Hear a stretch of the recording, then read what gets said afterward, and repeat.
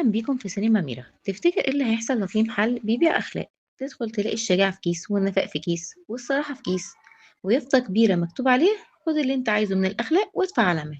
ده حصل فعلا في فيلمنا النهاردة، فيلم أرض النفاق. فيلم الناس نسيت قيمته رغم انه بيحاكي اللي احنا عايشينه دلوقتي حرفيا. فيلم مظلوم ومش واخد حقه زي كتير من أفلامنا زمان، خاصة من الأجيال الجديدة. عشان كده احنا هنا بنحاول نسلط الضوء عليه. دي حبوب الكرم، واللي في ايدك ده صدق، واللي هناك ده شجاعة، ودي مروءة، وده صبر. أرض النفاق مش مجرد فيلم أبيض وأسود، ده مراية المجتمع قرر يكافئ المنافق ويذل الصادق. بطل فيلمنا هو مسعود أبو السعد، وهنبدأ من هنا. الاسم في حد ذاته مش مجرد اسم، لأ ده اختيار مقصود في كناية عن المفارقة اللي هو عايشها.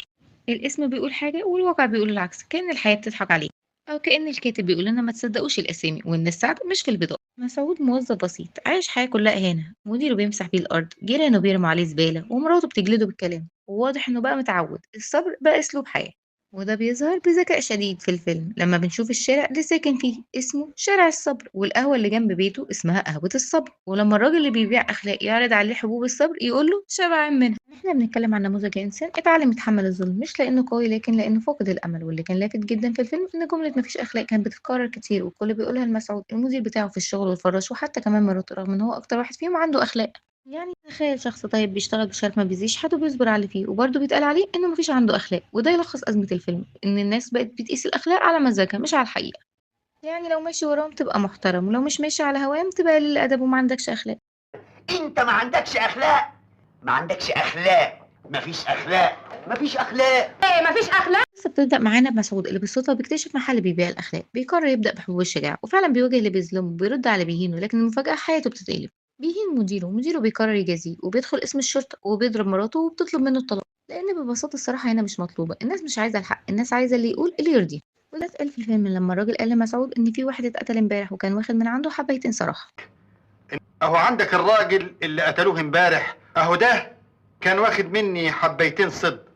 بيرجع مسعود للمحل وبيطلب حاجة تصلح اللي عمله، وبيطلب من الراجل حبوب أخلاق وحشة، لكن الراجل بيقول له إنها خلصت كلها أول ما جت وإن الطلب عليها كان عالي جدا. لكنه بيلح على الراجل لحد ما بيفتح درج فيه 3 أكياس شبه بعض، فبياخد 2 يديهم لمسعود وبيسيبه ويمشي. لكن مسعود بياخد الكيس التاني من ورا الراجل.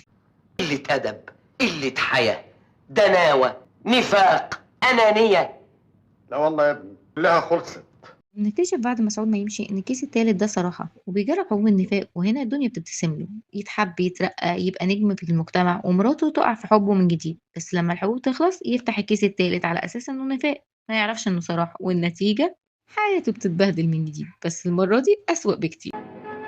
المجتمع اللي المجتمع اللي فيه امثالك وامثالي من الوصوليين والانتهازيين. يروح تاني المحل ويقرر ياخد كيس اسمه خلاصة الأخلاق، ويعمل حركة مثالية يرمي الكيس كله في النيل. وفجأة المجتمع يتعدل، الناس تبتسم لبعض ومراته تحترمه وجيرانه بيعاملوه بأدب.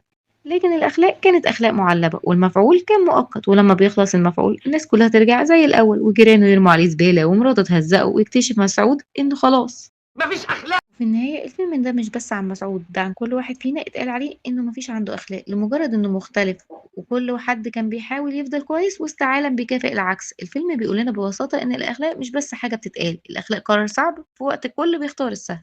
فلو لسه عندك شوية صبر شوية ضمير خبيهم، احنا دخلنا في زمن بقت فيه الأخلاق بتتباع وبتخلص.